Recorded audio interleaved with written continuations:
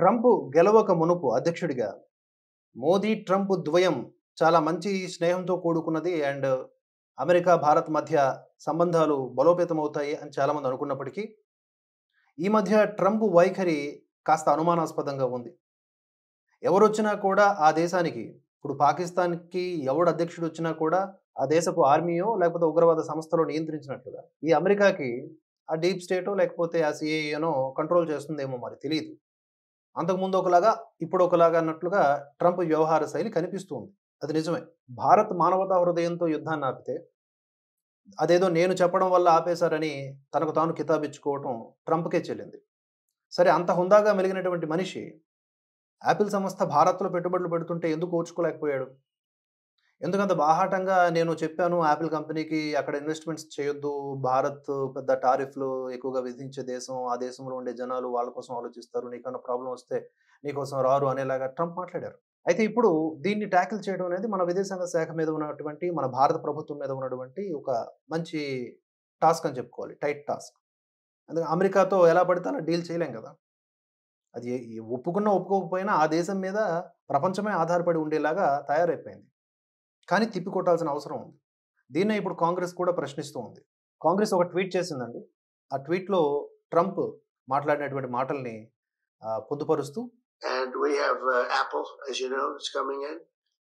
And I had a little problem with Tim Cook yesterday. I said to him, Tim, you're my friend. I've treated you very good. You're coming in with $500 billion, but now I hear you're building all over India. I don't want you building in India. You can build in India if you want to take care of India, because India is one of the highest tariff nations in the world. It's very hard to sell into India.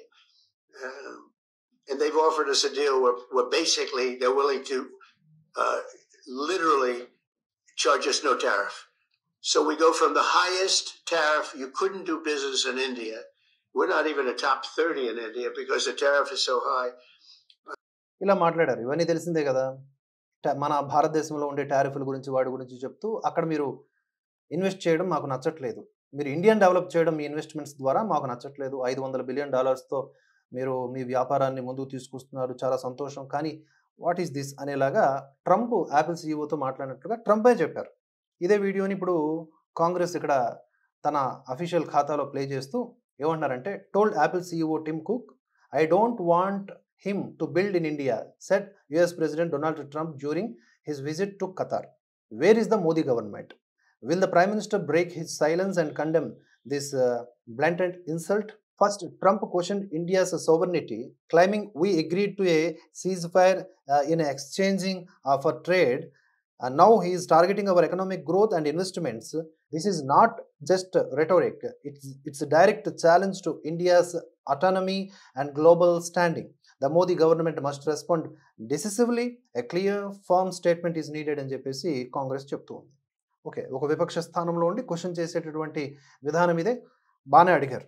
అయితే నేనేమనుకుంటున్నానంటే, America కావాలని భారత్‌తో ఒక వెయ్యాన్ని కోరుకుంటోందేమో, ఏదో ఒక చిన్న రచ్చర్ జరగాలని కోరుకుంటోందేమో, ఒక aggressive statement from the Bharat వస్తే తద్వారా ఇంకొంచెం రెచ్చిపోవాలని చూస్తుందేమో.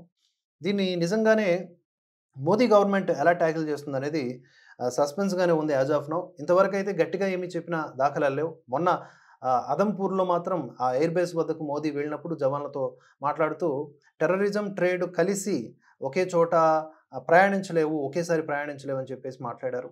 అదొక రకంగా అమెరికాకి చెప్పినటువంటి మాటే.